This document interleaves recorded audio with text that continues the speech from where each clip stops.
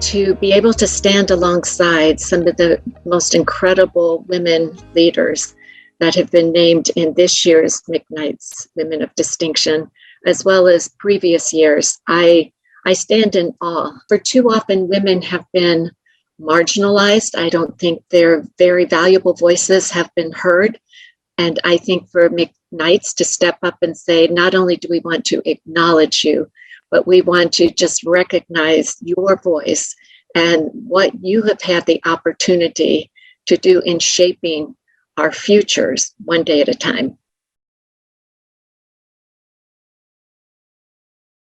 My biggest accomplishment really is all about what I've done since I've joined the Greenhouse Project. But I would say more broadly, it's about living with an intentional mindset and really wanting to see impact, to see change. During the COVID crisis, my goodness, the spotlight has been shown on nursing homes for sure. And to think that during the most horrific time of our lives, and certainly within our field, to see the greenhouse homes stand as a beacon of hope, it's got to be the most incredibly impactful moment of my career.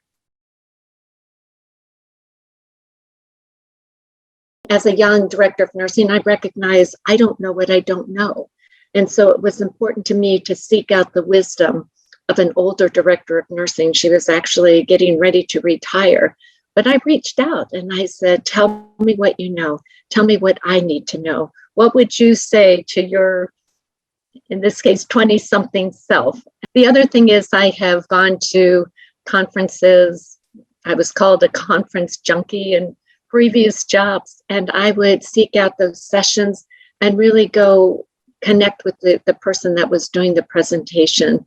The other thing is, really recognizing that we're better together, and that if I could become part of and tap into that collective wisdom, there'd be a lot more we could do.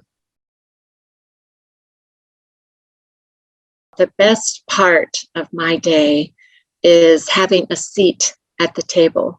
And that would be a greenhouse table, one of those long tables where I could actually take a meal with an elder, where I could actually have a conversation with him or her, and to just watch the love and the joy that flows at that table. There's nothing like it.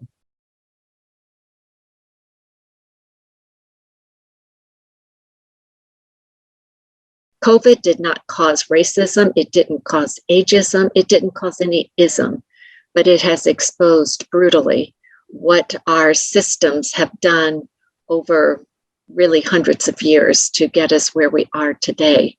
But it's not just important to talk about it and say, yes, that's horrible, but let's confront the brutal facts and let's really acknowledge where we haven't, our good hasn't been good enough. Let's acknowledge our biases, whether they be conscious or unconscious bias, and then let's create intention to do something different.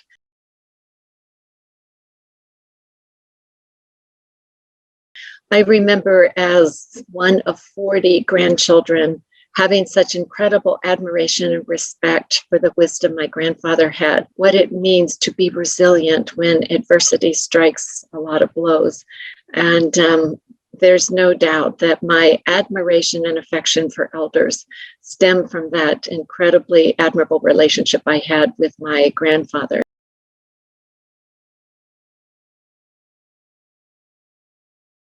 It's all about leadership. It's all about really synergistic relationships, and really those partnerships, those affiliations, the power of we and what we can do better together. If you ask any elder living in his or her own home, they would say that's where they want to be.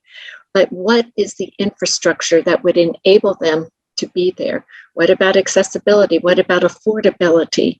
We need to build the infrastructure that would support options, so that autonomy and control, that there can be choice, but there can be dignified, accessible, and affordable options.